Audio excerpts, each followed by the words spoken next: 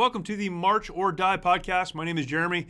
Looking forward to spending a few minutes with you today. And I want to talk about something that is absolutely essential if we're going to be able to move forward, march on when our world is falling apart. That is what we talk about on this show, how to move forward when it seems like so much of your world is out of control. I think we can all relate to that to one degree or another. How do we move forward? We're going to talk about that today. But before we do, if you have not yet subscribed to the YouTube channel, please do that. You can subscribe, hit the notification bell. That lets you know when more content comes online. We'd love to share that with you. As well, if you're not watching on YouTube, you can listen on any just about podcast platform. Thank you for doing that. Go ahead and make sure you subscribe to that as well so that when the new episodes are produced and pushed out, typically on Saturday mornings, you'll have the opportunity to get on those and not miss a single episode. Looking forward to the future. I've got some guests lined up that I know that you'll enjoy. Looking forward to talking to them as well. But on this podcast, if you've listened at all, you know that the topic we discuss very broadly is how to deal with life's battles, how to move forward in the face of adversity and difficulty and all of the things that we all experience in our lives. There is an essential element, it's really a mindset element, that we have to understand and we have to adopt if we're going to be successful when the battles come. I think for a lot of us, we do our best to go through life and avoid getting in trouble, avoid the battles, avoid the problems, avoid anything that would be difficult. And then when the battles do come, we do the best we can to get through them. Sometimes we find ourselves in the middle of a battle, in the middle of a fight, and we begin looking for resources, trying to figure out how to navigate our way forward, asking ourselves the question, what do we do now? What do we do now? In the past, I've talked about preparation. I believe that if we are going to be successful when the fight comes to us, we have to be prepared. There are a lot of things that we can do. I've mentioned several in other episodes. You can go back and listen to those. I did a whole episode just on preparation. But one of the things that we can do to be prepared when the battle comes is something I like to call mastering the mundane. Mastering the mundane. I've done videos about this before. I've written blog posts about this before. But mastering the mundane. We need to master the everyday. The principle is this. It's very simple. If we cannot master the everyday events that we experience, that is raising our kids if we have children, preparing meals, exercising in a disciplined way, spending time doing the other disciplines that are important to us personally, going to work and doing a good job, doing the stuff that is mundane, meaning it's not always boring, but it's mundane in that it makes up the majority of our lives. These are the routines that we go through. These are the exercises in various relationships and areas of life that we deal with all of the time. It's the mundane. It's the minutia. It's the stuff we just have to do. So often, we look at the stuff we just have to do, the mundane, as being unusual or unimportant. Since it's not exciting, it's not the stuff we want to put pictures of on YouTube or on Facebook or on other social media platforms. It's not the stuff we think anyone cares about. We then conclude it's also unimportant. But if we're going to be successful when the battles do come, we need to win the small fights, even those that seem insignificant. We need to learn how to master the mundane. I put a video on Instagram last week, and if you don't follow me on Instagram, go check that out. That's where I spend most of my social media time. Also have some stuff on Facebook as well, but Instagram's a great place. I put a video on there last week, and the video specifically talked about how I, several weeks ago, signed up for a running race. Now, I have been a runner most of my life since I was very young. It's the thing I've kind of always come back to. I've done a lot of different things in terms of fitness, but running is something I've always come back to since I was in elementary school. So I've been a runner for a long time, but I've never raced. I've never entered a 5K or a 10K or anything like that. I've never done any of that. I was involved one time when I was in the Marine Corps in Okinawa. Our battalion put on a race. It was 27 miles. There was various stages and obstacles there. This was early 2000s. This was before the obstacle races were cool. And we did one as a team, and it was a whole thing, but that was very different. But really, I've never raced. I've run, but I've never raced. I set a goal for myself to extend my runs, to run more miles, to be more consistent. And in order to do that, I put a goal in front of myself. And so I signed up for a race. It's a 50K trail run. It's a 50K trail race. I won't be racing. I will simply be attempting to finish, but it is a race. There are medals that will be given to the first, second, and third place finishers. I'll see that, I guess, on social media later. They'll probably be home before I get in. 50K, that's 31.1 miles. It's pretty long. It's not undoable. It falls into that ultra run category, but it's not a 100-mile race or anything like that. It's very doable, slightly longer than a marathon. But it was something that I've never done and something that I knew would motivate me to get up every morning and follow the training plan that I have. And I've got a training plan that I'm following. Short days, long days, various things that I have to do to get ready for this. And it's been a great tool for me. I'm getting ready for it May 1st. I'll let you know how it turns out. But in the process of this, one of the lessons that I've learned, and not just with this, but in life and in other endeavors, I will eventually, May 1st, hopefully, if COVID allows, I will, on May 1st, stand with a group of other people and someone will say, go.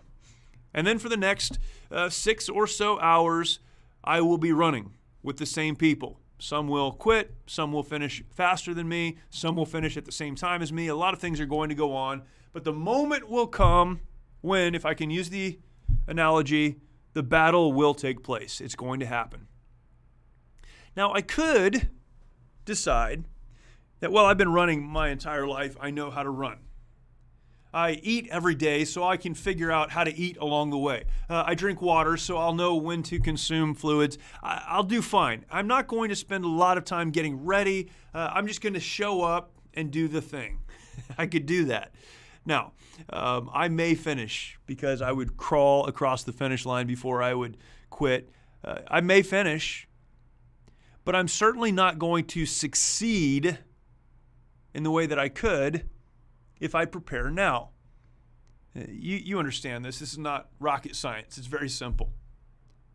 But every morning, 5 times a week, when I go out and run, I follow the schedule that I have, and sometimes it says run 3 or 4 miles. Sometimes it says run 6 or 7 miles. Sometimes it says run 10 or 15 miles. It's different all of the time.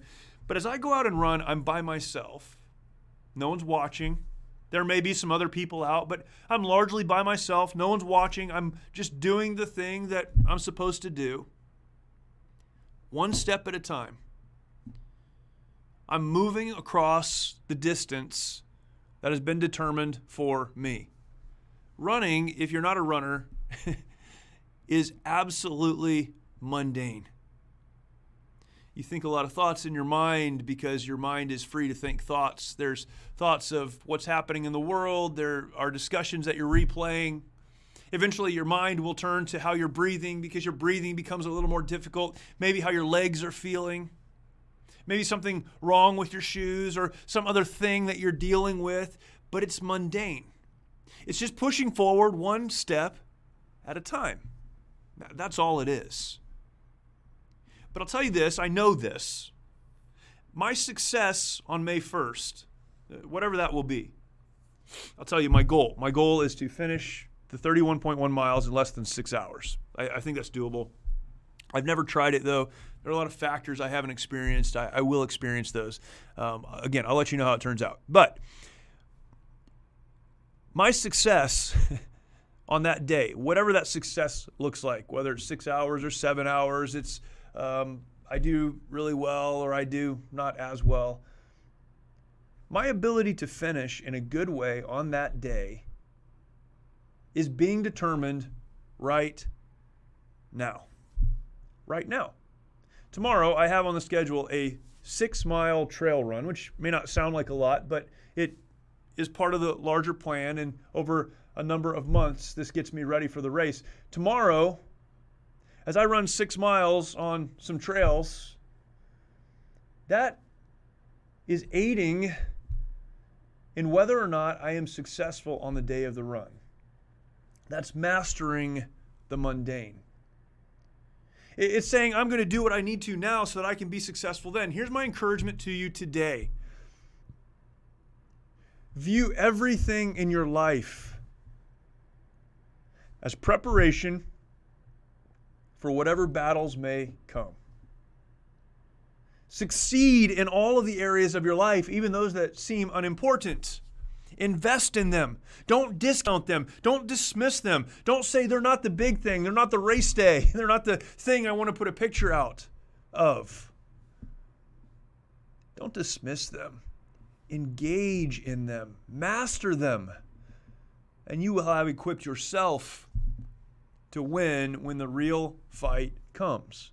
Because as we said so many times, winning battles in life is really just putting one foot in front of the other. A couple of things that you need to understand as you look at this. We're talking largely about a mental mindset. I can say right now, when I run that race, I will not quit. I'm going to keep running 1 foot at a time, 1 step at a time. I'm going to keep moving. I can say that, and I believe that.